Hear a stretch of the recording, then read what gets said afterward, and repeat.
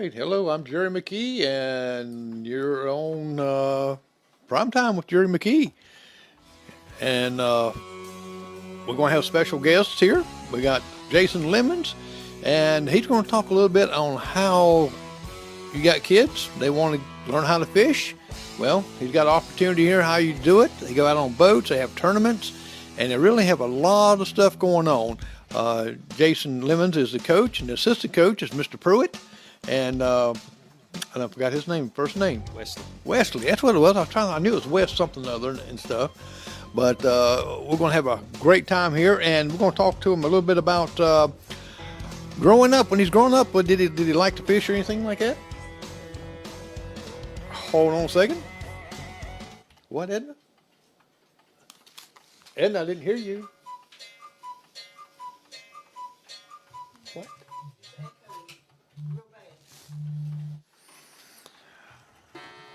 Echoing real bad. Well, let's see what's.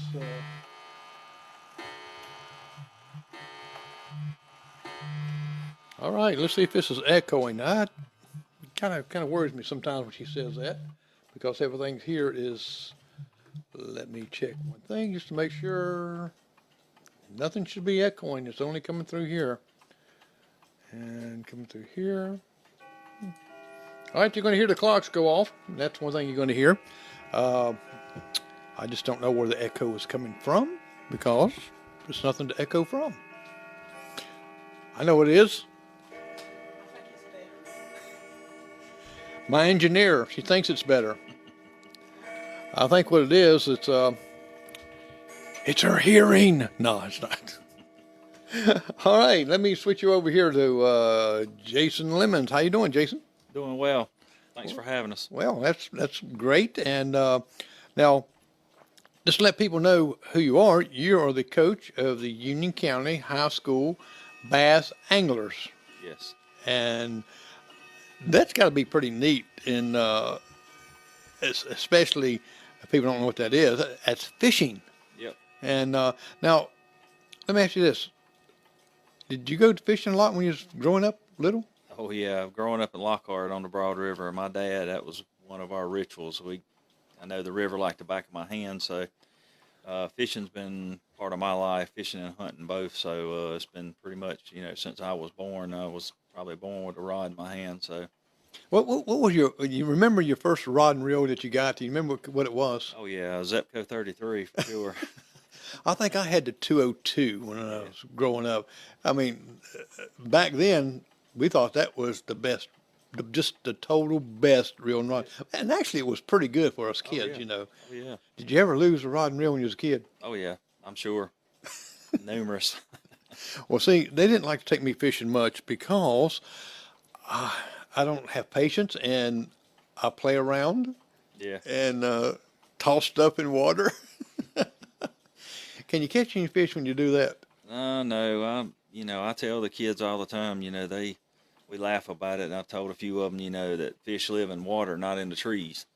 So they when they're casting, sometimes I wonder what they're fishing for. I have pictures of some kids this past year that's pretty hilarious. It hung in trees and stuff, and we laugh about it some. So it's funny. Well, it is because they've got to learn, Yep. And you get to learn so many. People don't realize so many things that you got to learn about really fishing. Oh yeah. And it's not just a playtime, which it's really a serious business because it's you got a lot of safety stuff there. Yeah. And how many? When you're growing up like that, now you remember some of the advice your dad gave you? I know y'all go fishing even now. Oh yeah. Now, do y'all have bragging rights? Who's going to catch the biggest fish or the most? At my age, he wins now, regardless. We competed. He was very. He liked to brag and stuff too, but he would always let me have it when I was a kid or whatever. Now he's got older. I let him have it now because it means a lot more to me for him to feel like he's won. But we know who the better one is. So if Philip's watching this right here, he's gonna say, I want to really get that boy there. So you let him win now. Now he let you win. You was growing up, and it's Yeah. almost that cycle when we get older. You know, so you go back to your childhood and things. And so you're saying that Philip has gone back to his childhood, when it comes to fishing. Yeah, no, I don't know if I'm gonna go that far because I have to see him later. So I don't want to. I think he's still really good. What is some of the, you remember some of the advice he gave you growing up as a kid when you went out to fish? And say, you remember the first time he took you out to fish? Oh yeah, yeah, definitely. I mean, I was very young. I mean, I know, just telling me the safety about, don't get too close to the water. Don't, because we grew up around the Lockhart powerhouse and stuff, fished there a lot. So, it was, a lot of safety because a lot of current, a lot of things there in the race and stuff. He was really, big on safety as far as that went, but taught me a lot, taught me how to bait hooks, how to tie them on, just things you'll never get back and things I can pass on, even to my kids, I taught them. So it's a thing that, it's a very good time. I think the biggest thing I cherish the most is just our time together. Right. That bonding that you have. I mean, you don't really say nothing, but you're there together, and it's a very, very good thing to have, especially when, your father's, with you and things like that. It's like kids don't have that. Now, when you're putting those hooks on, did you ever get stuck? Oh yeah. I've had a few of them stuck in my fingers and places. I've had them. I've had my son introduce me to a few of them faster than I wanted to, and in places I didn't want it. But hey, you have to deal with that. Well, and I got to ask you this: do you remember your first fish you ever caught? Probably, if I think about it, I don't know that I remember the first fish I ever caught, but I have a few fish in my life I remember catching just because of the sizes and things like that. I'm pretty sure my first fish was probably a catfish. Now, I remember my first fish, and they didn't tell me that fish, the fins are sharp. Yep. How did you find out the hard way, or they let you just go ahead and grab the fish, or your dad kind of teach you how to hold the fish? Yeah, they teach you how to hold them. He wouldn't let me get, but I'm telling you, I've been finned just as probably many times as he has. It's part of it. You have it, but yeah, you find out really quick that they have sharp fins on them. Is it like a briar, right? Yeah, kind of the brim and the catfish really have sharp fins. The bass more, that we fish for, you more get your thumbs where you stick it in their mouth, and they have little fine sandpaper teeth that they eat with.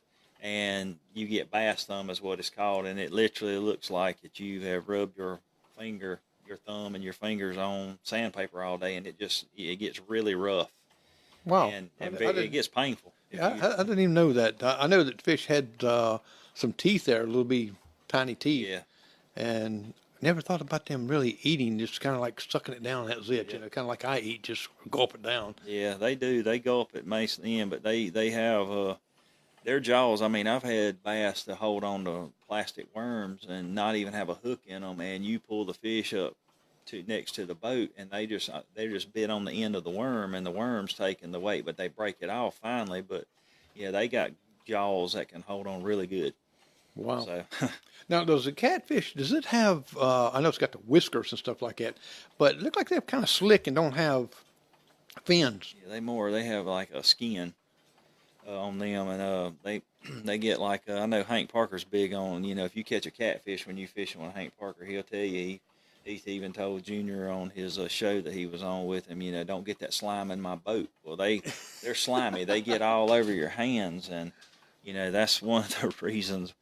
I still catfish some, but I'm mostly on the game fish because of the fact they're not as dirty to handle and things like that. Oh, okay. Hold on a second here. Let me grab this. Call from Wesley, Pruitt. To accept, press 1. So this is my assistant coach. Okay, Wesley, can you hear us? Yes, sir. Yes, sir. Oh, okay. Well, can you hear it? Yep. All right, I can bump this up a little bit. How you doing? Oh, I'm all right. All right. Been a long day. How about y'all? Well, it's been a hot one, hasn't it? Now, Wesley is the Pruitt is the assistant coach of Union County High School bass anglers, and so he assisted with Jason here. We was talking about when Jason was growing up and a little bit about his fishing experience as a kid. Tell us a little bit about yours. When you was growing up, Wesley, did you how was your experience growing up? And your first time you had to go fishing, did your dad take you or Well, grand? well, yes, sir. Yes, sir. Dad took us, and we went to several different places, local ponds, mostly rivers. Um, come on in into my teenage years and buddies in high school and going through school with them. We get some pay lakes and it's Big D's now. Back when I was in high school, it was Harris Lake. We used to walk. I live close to it, so we walked from the house out there. Shoot, about every day in the summertime, we go out and at Harris's Lake and fish. Now, now we was talking about the favorite fishing rods. What type of fishing rod did you use when you was growing up? Just whatever Daddy handed me. Most of the time, it was here, boy, here, use this. Like the old Zepco 33s, the old Zepco, the two. I can't remember the spinning reels that Daddy had back then. But you might have one or two of those. So yeah, now I was telling him that I use the zip code 202, and I'm trying to talk here and trying to do something too, but it's not going to work for me. But we use a 202. Now, you remember your first fish you ever caught? I would say a brim. Yes, sir. I'd say it was brim with crickets. With crickets. So you actually had to go out and dig some worms and live bait, right? Yes, sir. My father had a small farm when I was growing up, and he had rabbits and chickens and things of that nature. So we get up under the rabbit pen, and we dig through the manure under there, the dirt and all this, and we'd get grub worms out, red worms out, flip a board over near the pens or around the barn area, and we'd catch crickets. Now, I remember as a kid. That's how we got ours. Yeah, I remember as a kid that I used what's called grub worms. Yes, sir. And was it wigglers that really kind of flop around there real good? Is that what they call them? Yes, sir. The worms that's Yeah, so night crawlers. okay. Now, No, this is a little different than a night crawler. night crawl's a little different.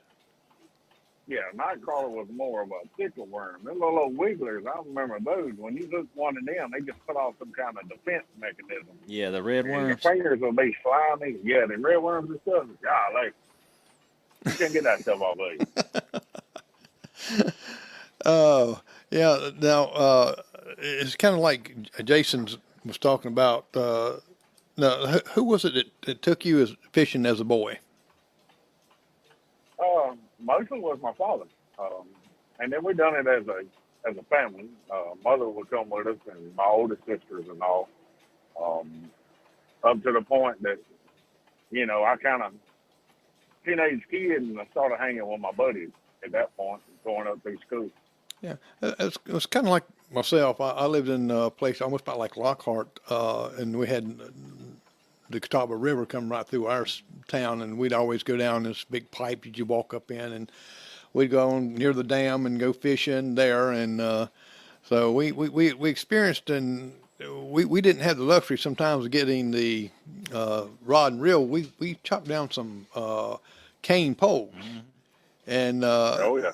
and caught some what's called rock bass Yep. Okay. on it. So really, what I was getting point was asking both of you about you growing up like that, the experience that you really had being with your friends and being with your family, and the kids nowadays kind of stay more in the house and they don't want to get out too much and looking for something to do. And to me, this would be a great opportunity for them to bond with the other kids and also learn how to fish and Right. what to use in the correct way, the safe way also. Yep. So, do how many kids y'all have now that's signed up or? So this past year was one of the bigger teams that we've had. I think, if I'm not mistaken, between the bank division and the boating division, we were right at 30, between 32 and 36 kids, captains. So we had a pretty good sized team this year. We had 13 boat teams, which is we say those are your high school and junior teams that have boats that they go on and they go to the tournaments at all the lakes around South Carolina. In the bank division, I'll let Wesley, be more on that one. That was this past season we had a need because we had more kids than we had boats, and so we wound up having to come up at the last minute and decide. Wesley spearheaded that to have a bank division where we could give every kid an opportunity to fish this year, which it worked out really well. There was a lot of hiccups in it. And that, I know he'll talk a bit more about that on his side, but we went with that, so we didn't have to turn anybody away because it's really hard to turn a kid away that wants to do it, and we want to make it eventually to where we'll have enough to where we can actually take the bank division kids out and fish in big tournaments as well, so they can get a taste of of the big side of it. No, no, you're talking about the bank fishing. Mm-hmm. Let me switch this back over here. Here we go. We can both of us on All it. right. Talking about the bank fishing, what do you really mean by that? Is this just standing on the bank fishing, or Wesley? Can you tell a little bit about that? Yes, sir. Like Jason said last year when we had our meeting and we were signing kids up. Unfortunately, we didn't have enough boats or boat captains for every child to get on the boat and fish the normal trail the junior and the high school division does. So I reached out to the neighboring high school, Woodruff High School. This is how I got involved with the fishing team. A friend of mine, his son started out on the bank division in Woodruff. So he moved up to the boat side, and he said that he was going to buy a boat and start running this fishing trail. And I told him, I said, well, if that's what you want to do, I'll get in and buy a boat myself, and I'll get involved with the team in Union. So I reached out to Jason, and I went and bought a boat, and I picked up a team, and we fished last season, and then this season come around, we had so much going on. Well, Woodruff already had the bank division established at their school. So I reached out to the head coach, and I talked to my friend over there, which is Daniel Scott. Ricky Edmonds is the head coach for Woodruff. So I reached out to Ricky and met him on a Saturday morning, and I talked with him and told him what I was wanting to do as far as starting a bank division here in Union. And I was going to mirror off of what he had established. I think his bank division now is up to like 125, 130 kids. Wow. Now, is it hard to find a place on the bank to fish? I know you're kind of limited there. Do y'all scope one out beforehand, or how do you determine? Because, like I said, you're very limited on space. Yes, sir. Well, what we ended up doing when we started this last year, of course, we have John D. Long Lake. We have Foster Park, which is the banks are very cleared off and very accessible. And then we had Woodsman of the World. They stepped up and let us use their ponds. And we had Jonesville Reservoir. That was another place too, wasn't it, Jason? But I can't remember. Yeah. But anyway, we started taking the kids. We'd meet once a month on a Saturday, and I would from 10 in the morning to 2 o'clock in the afternoon, they would fish. And I told Jason, I made up the the rules in it as far as running the actual tournament with these kids on this bank. I would, do the top 3 anglers, and then I'd do a big fish, whoever caught the biggest fish of that day.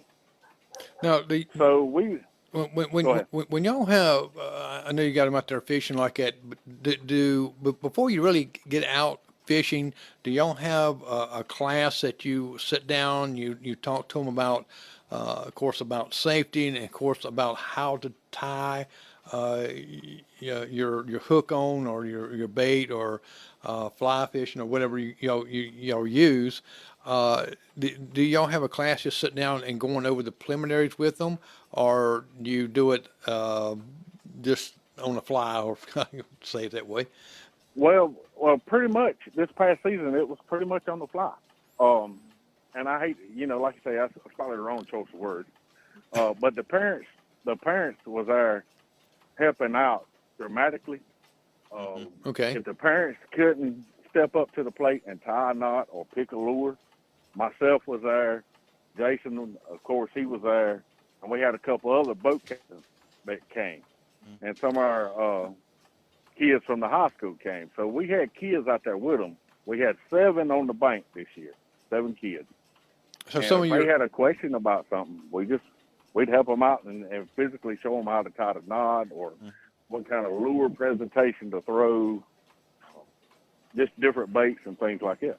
Okay. Well, yeah, that's kind of was my question, is because, sometimes some kids have never been out and fishing before. And, now, unfortunately, nowadays, there's usually an absent parent in the home.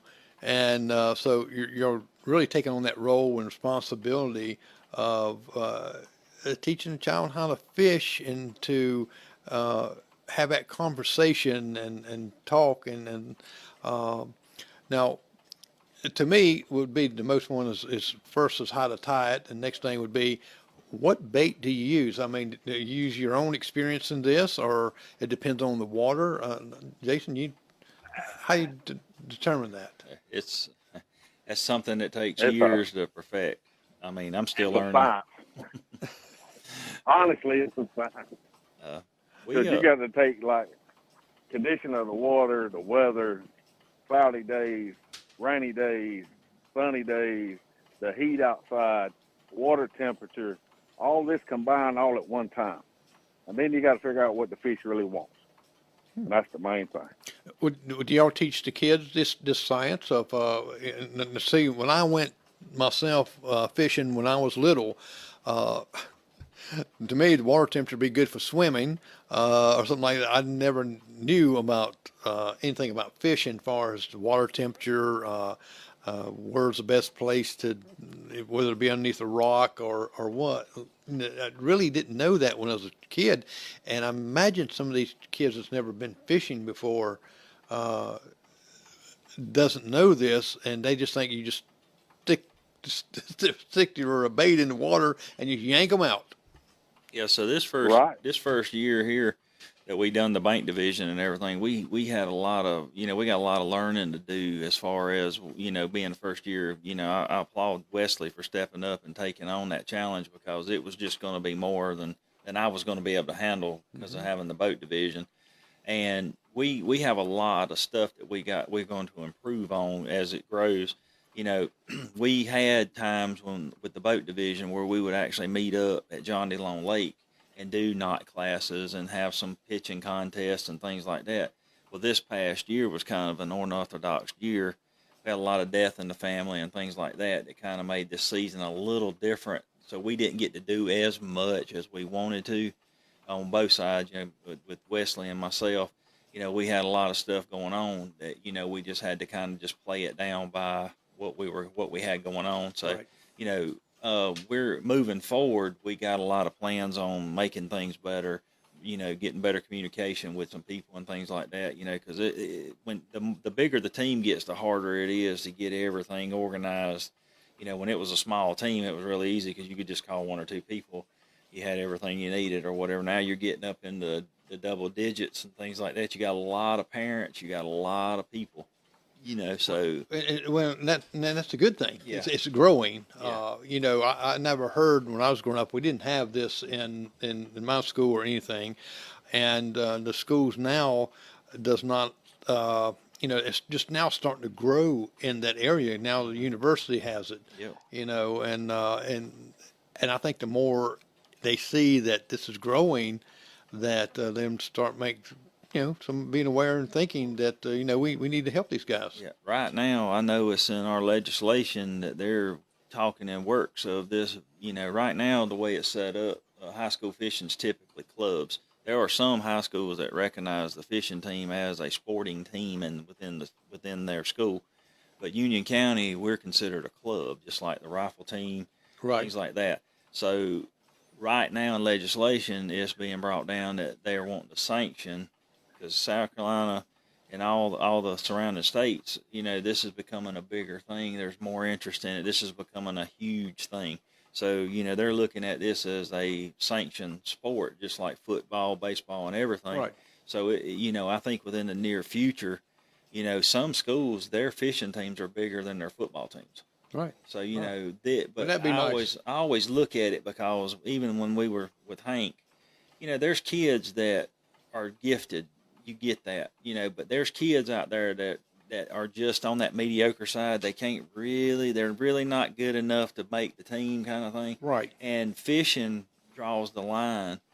Everybody around Union County, they fish, they do this thing. So it gives kids that wouldn't typically have an opportunity to do a sport to get into something, and, it keeps them out of things. So, that's where we really want to excel with this thing, with these kids, to give them an opportunity. The kids that wouldn't have an opportunity to be in sports can do this and have a good time at it. Man, I really wish when I was a kid that I had this. I'd have loved to have done it.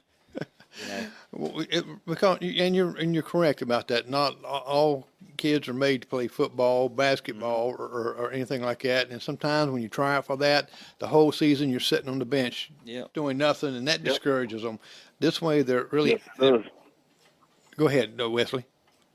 Oh, I was going to say, yes, it does. My son, he played finger football, 5th and 6th grade. Then he come into junior high and he played 7th grade. Well, he didn't play 7th grade. I'm sorry. His 7th grade year, he played finger ball. 8th grade year, he started junior high football, and the ball team wouldn't let him play. He had to sit the bench because he wasn't there in his 7th grade. And that was it. He never played football again. Yeah, and it discouraged him that bad. Right, and this way it's not discouraging. And I think to me, when I was growing up fishing, I'm very hyper, so I got a little bored like that. But most of the time, if you're catching that fish, the thrill of bringing the fish in. Now, do y'all catch and release? Yeah, it's all catch and release. Yeah. Like in the boating division, like our junior teams run from 6th grade. We opened it up this year. We're doing only 7th and 8th, but by sanction rules, they say you can fish 6-year-old, but it's a little much, I think, for a 6-year-old child to be on the way we fish. Right. So we say Sims, 6th, 7th, and 8th grade. That gives Sims the junior high, and then 9th through 12th was your high school division kids. So that gives them a full run to be able to go through. So we run them like that. And I lost my track of thought what I was talking about. Well, you're getting different divisions, different kids, give them all opportunity to come in to have this as a, and it's you make it fun for them. It's not nothing that you if you don't get this, you're not going to do good on this right here, and it's some kind of skill that they will grow up, especially like I said, in single homes, that they have a mentor. Mm-hmm. They have someone that's taking time with them, and not any pressure, and showing them actually a skill that they can do. Right. There's a lot of fishermen out there, a lot of professional fishermen, and I see a call coming in. I'll hold on right there a second. But you see a lot of things goes on. Can you hold on a second, Wesley? Yes. Okay. Yes, go ahead and do that.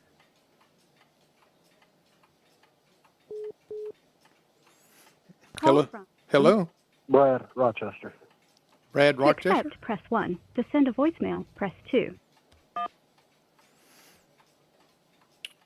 Can you hear Brad? Sure can. Oh, okay. How y'all two doing tonight? We're doing great. Doing good. And I don't know if Jason got to cover it, but another neat thing about doing fishing on the team is you get to meet a lot of people, and these kids get to meet kids from other schools that they don't normally get a chance to relate to.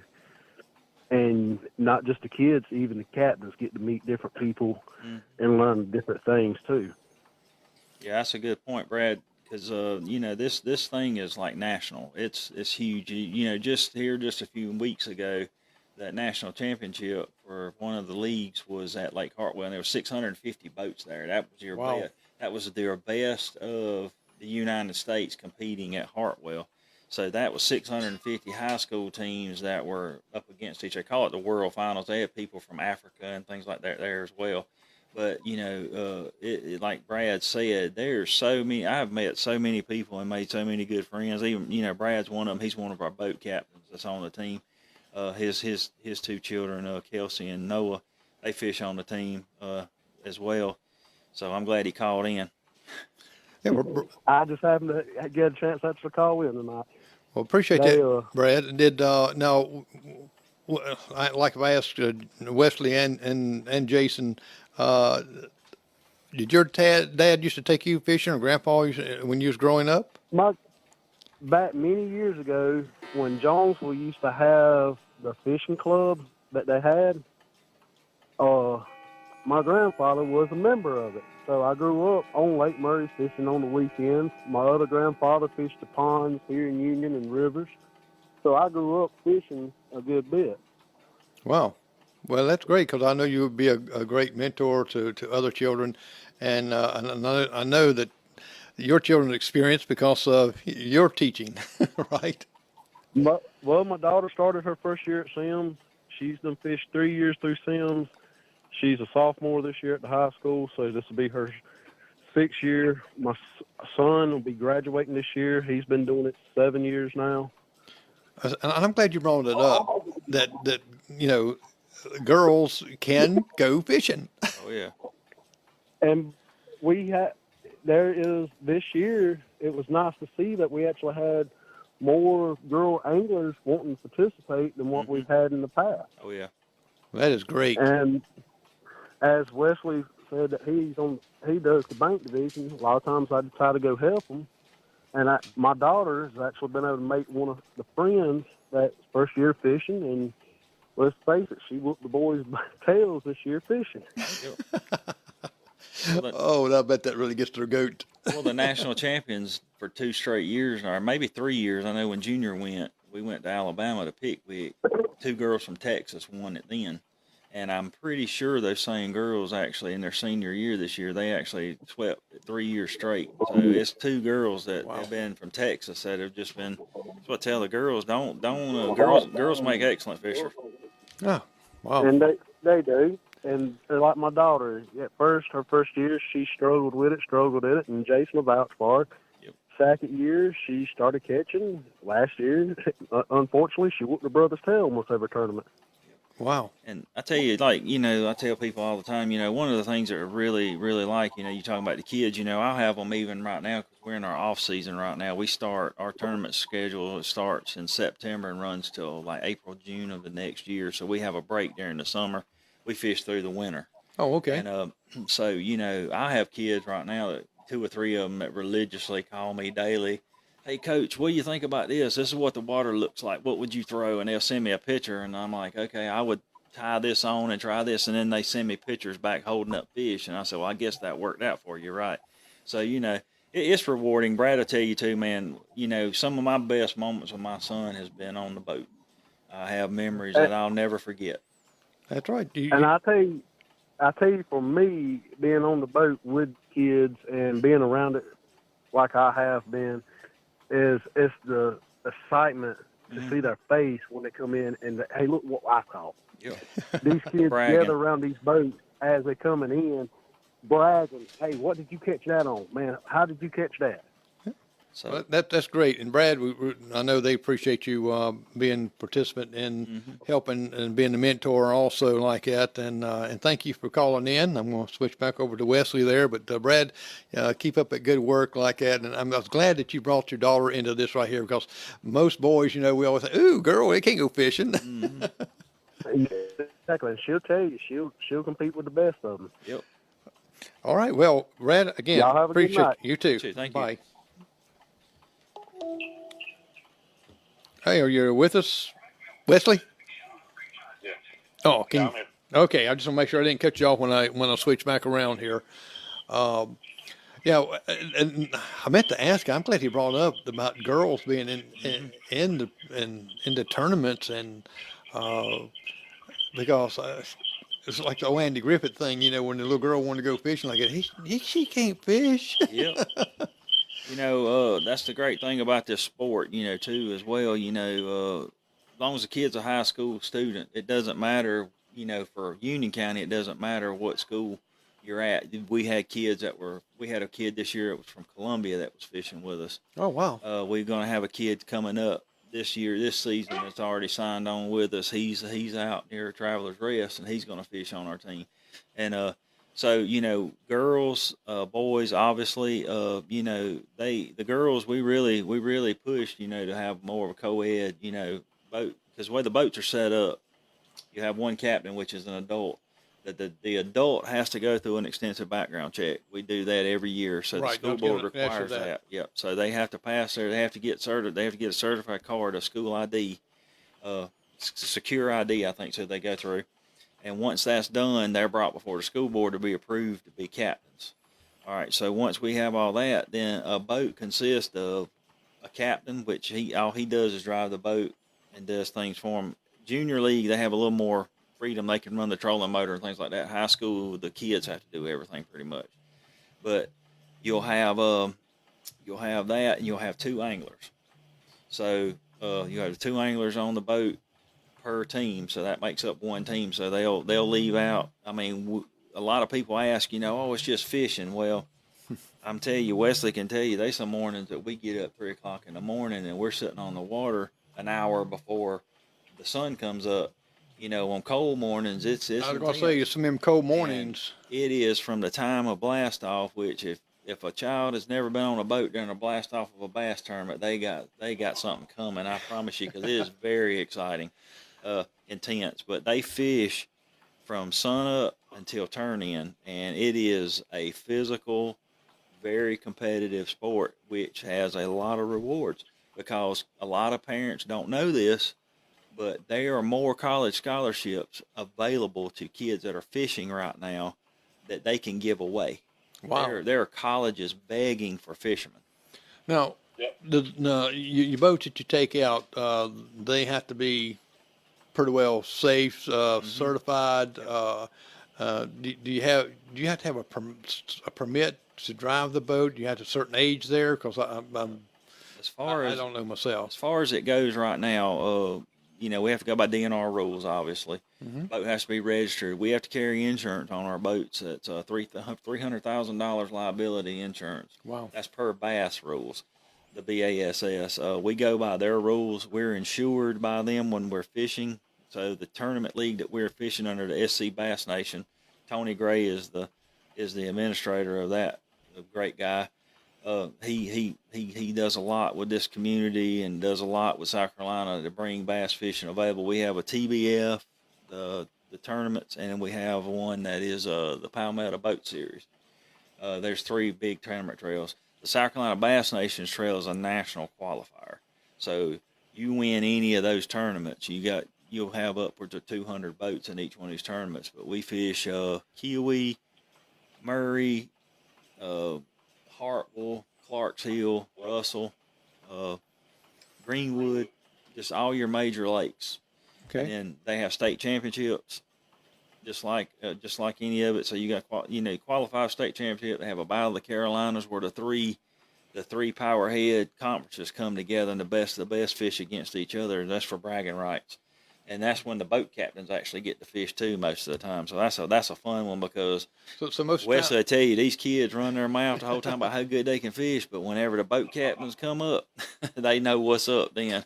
so the captains most of the time they don't get to fish. They just man the boat, right? Yep. How many people's in the boat? Just 3 people total. Total 3. Yep.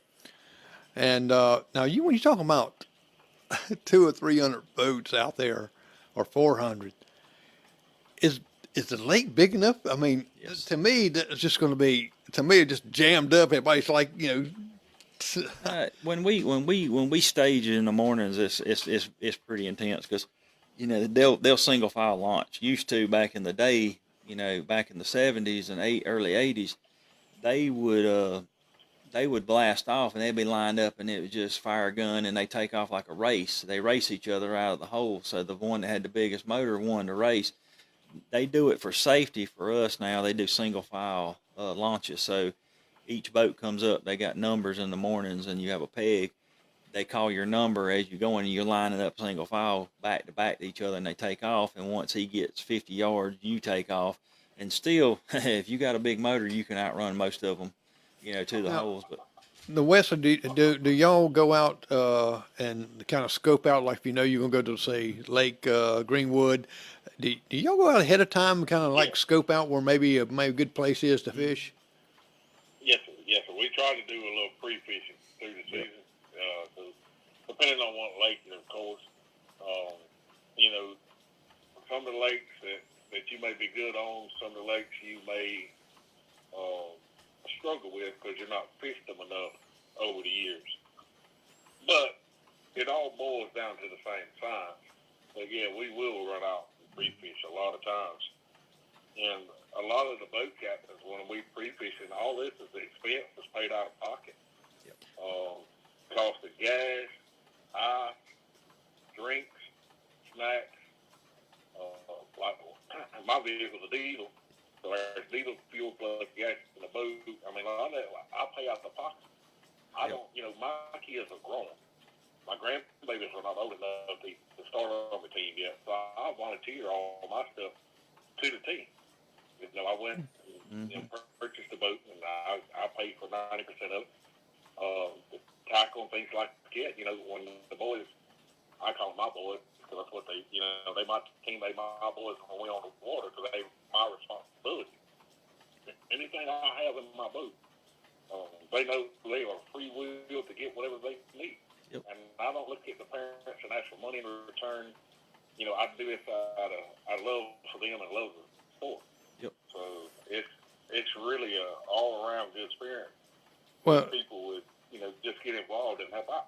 Right, and that's one thing that we'll talk about here in a few minutes here. That this is not a school paying function.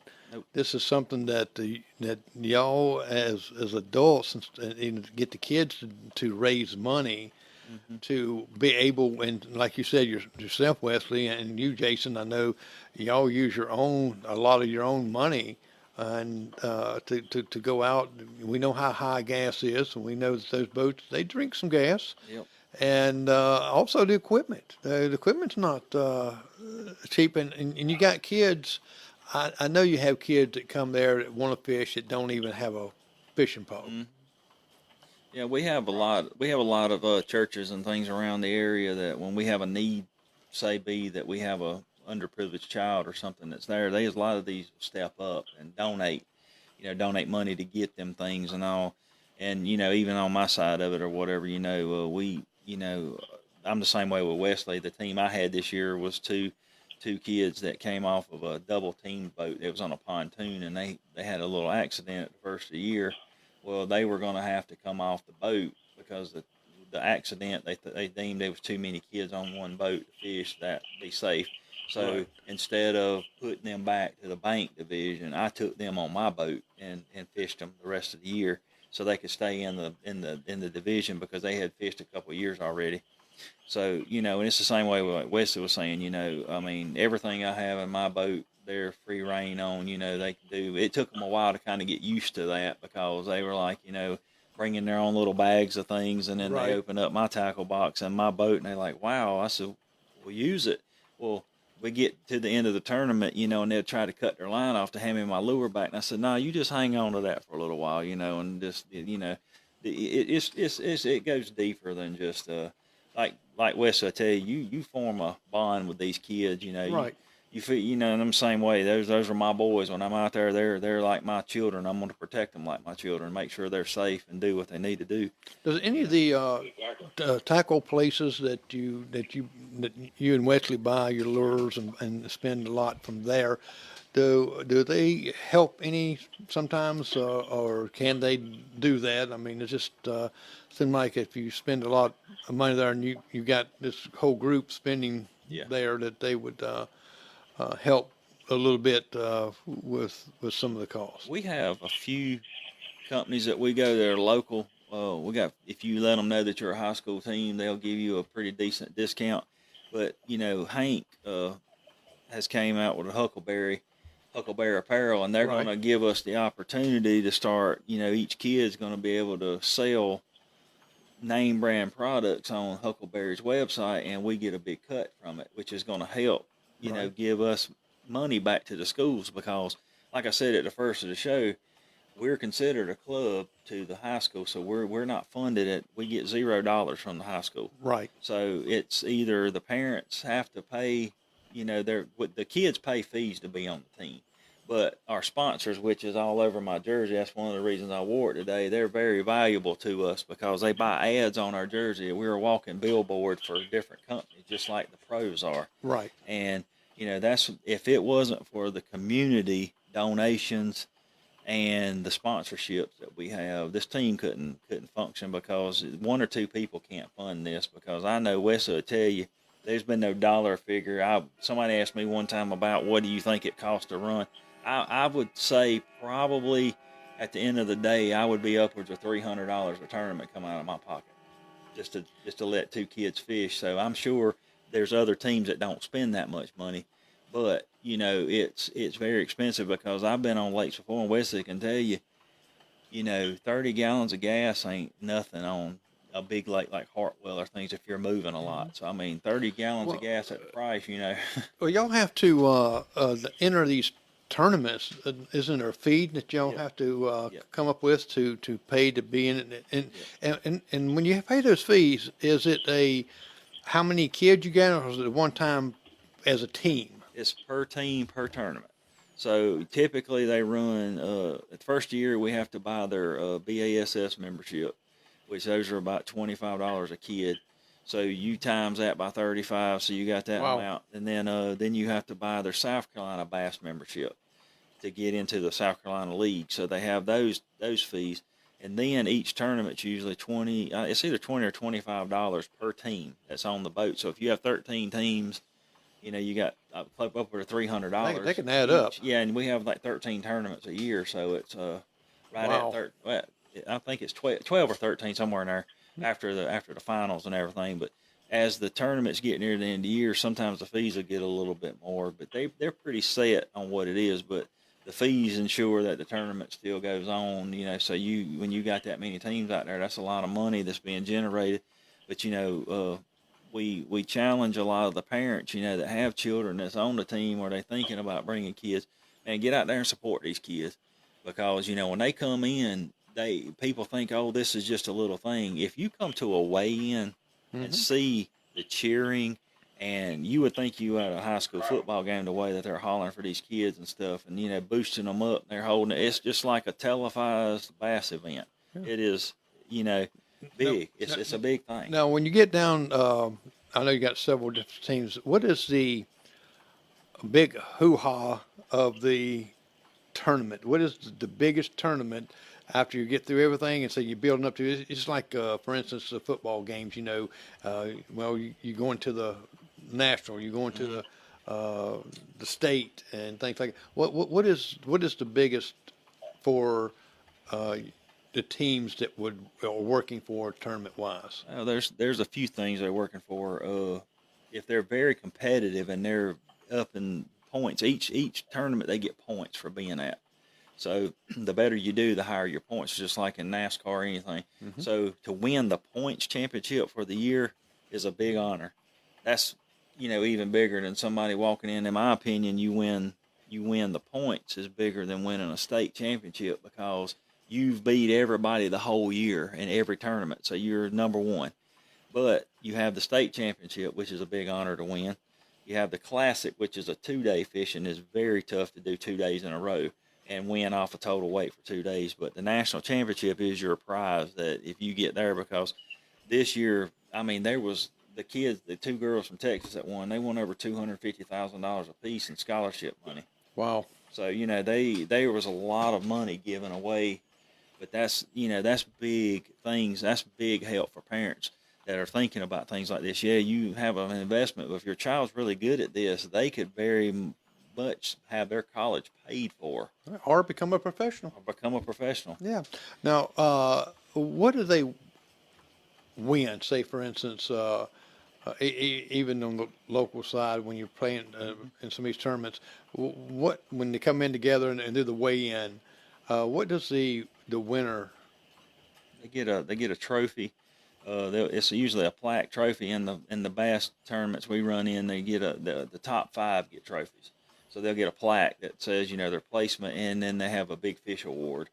So that's your honors for it right there. So your top 5 get notarized. They get there. They have this past couple of years, they have the front of a boat, a bass boat that's cut out, and it has 2 seats on it. And it's a big deal for you to be in the lead and get to sit on that boat.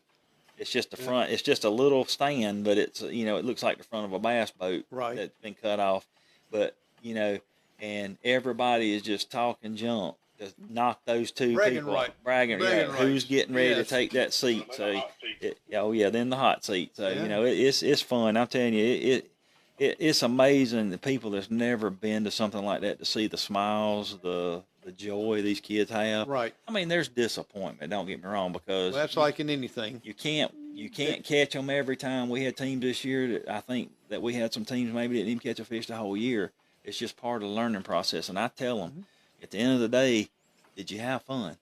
That's the biggest thing. You out here, you having fun. Because when I was like, when I was talking on Hank's show, Hank brought a point up I never had thought about. When you play baseball, football, anything like that, you take your kids to a team and a coach, and you watch them from afar pretty much do their thing. Right. When these kids are on boats with their parents, just like me with my son, they're within a 16-foot radius of you the whole day. So you're right there, right in the action with them. So, the bonding experiences that I have, and that's my challenge to people that have boats, that, hey, you may have a boat and you've been on the fence about wanting to do this. Man, you can change a kid's life in just one season. Yeah. You don't, I challenge parents or anybody that has a boat that even would have the time to put into it. The rewards you'll get out of it are greater than anything. And this is not, you're not asking them to spend 7 days a week. Yep. Say if a person has a boat and they want to, what is your expectation for the person that wants to kind of let them know what is involved for them to come on as a person that's have a boat to bring on these kids here, so, time-wise and things like that? So pretty much, we'll have meetings and things. The captains, they talk to each other. Biggest thing, you have to pass a background check. Right. So, before you come up, if you clean, it's the biggest thing they and you hate to say it in the day and age we live, it's mainly looking for child predators. Right. And you don't really want to talk about that. For that, but you also want people's time. Right. So time-wise and all, realistically, if you just fished, you're looking at one Saturday a month for, the whole day. Wow. And then, and then if you want to practice any with them or whatever, that's the involvement. But there's a lot of teams that they just meet in the morning, get on the boat, and they fish, and then they talk back and forth a little bit. But I'll see you next month. Well, and I know I've seen a lot of boats around here. A lot of people's got boats. A lot of people go fishing. Yep. And sometimes they're looking for, well, I need to get somebody to go fishing with me. And that person, well, I can't go. Yep. This gives them an opportunity that once a month they know they got somebody to go fishing with, Yep. and to show and give their expertise in Yeah, fishing. and pass down some of your goodness. Pass down Exactly. some of your fortunes and things that you have. Because man, you can stand back at the end of the day when they standing there with those fish holding up and say, I did that. I put you on those. And things because. Exactly. It's a thing we all learn from. They all learn and they grow from each other. Because I'm gonna tell you right now, a lot of these kids today don't have a positive parent in their house. Some of them don't. That's just a reality that we face. That's and right. for somebody to step up and be that positive person, you don't know you could change a kid's life because of that. To take them off of a different path that they would be on, and that's the whole purpose of this, is to teach them life skills that's going to bring them on to next, to how to work hard for things that they get. Because Wesley, we talked about this a lot when we had our one of our first banquets this year at Midway, and I toyed with the fact of participation trophies, but I told him, I said, we live in an age that's a big deal. We want to be earned. Earn what if you win the trophy, you earned it. Okay. So we're going to be wrapping up here in just a couple minutes here. We got about 3.5 more minutes. Now, Wesley, I got a question to ask you, and I want to ask you the same question, Jason. What is the biggest fish that you've ever caught? Freshwater or salt? here comes the lies. Now here. Now, well, since y'all fish mostly in the Freshwater. fresh water, let's leave fresh water. We know they got some big stuff out in the oceans. Let's even break it down. We're gonna say what's the biggest bass, not a striper. Not a carp. In the picture that's on my page that you posted, me being on the show, that one there was 5'9". Wow. 5 pounds, 9 ounces. Yeah, that's the reason I asked you that question. It's been right at just shy of 8 pounds at 22 inches long. Wow. Now, see, you could have made one up to Jason right here, messed with him there, so you get about a 15-pounder. That was. Yeah. Oh, Moby Dick right there. They ain't gonna tell him what he's gonna throw on. I don't really know what to say because I haven't really officially been keeping up with it. I'm gonna probably say, just for the sake of it, I'm probably gonna say a little over 6 pounds is probably my biggest. I've caught bigger fish, but it's unofficial, so. Jason Jr. is my biggest critic on this because he said if ain't a picture of it, it didn't happen. So, I'm gonna go with what I know. I know I've caught a 6-pounder. Well, see, now you can't get by with that not a picture because you got your phone if you don't drop it in the water. That's right. Right? Hey, and Wesley's done that too. You've done that too, Wesley? Yes, sir. I done it this season at I watched it go 17 feet off the boat. Oh, man. Yep. I think I've seen Hank and one of his friends there that he dropped one in the Yep. water, and it happened. When we talk about Hank, we talk about Hank Parker, the professional bass angler, and now we encourage people to help, and if you're not a fisherman, and if you eat fish, of course, and if you just want to donate, you can. Yep. To help these kids, they got needs there. You can always call Jason or Wesley, get a hold of them. They got a Facebook page that you can go in there and find them, and call me. We'll get your numbers or whatever like that. But that's what they need mostly, is to help keep funding where these kids will have an opportunity to do something they're going to love and to learn, and the bonding experience, you can't put a price on it. Right.